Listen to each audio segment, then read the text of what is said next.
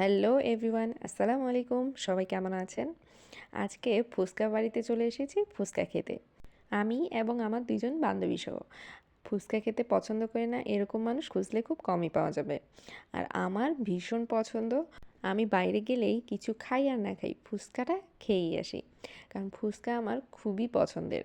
তাই আজকে আমরা চলে এসেছি ফুচকা খাবো আর তার সাথে ভেলপুরিও খাবো। এখানে ভেলপুরিটাও ভালো পাওয়া যায়। সব দোকানে কিন্তু ভালো পাওয়া যায় না। এর মধ্যে টকটার বিষয় আছে। টকটা যদি ভালো হয় ফুচকা চটপটি খেতে কিন্তু অসাধারণ লাগে। কিন্তু টকটা যদি ভালো না হয় খেতে কিন্তু ভালো লাগে না। তাই আমাদের কাছে যেখানে টকটা বেশি ভালো সেখানেই খেতে হবে। তাই এখানে আমরা অর্ডার দিয়ে দিয়েছি ভেলপুরি আর ফুচকা।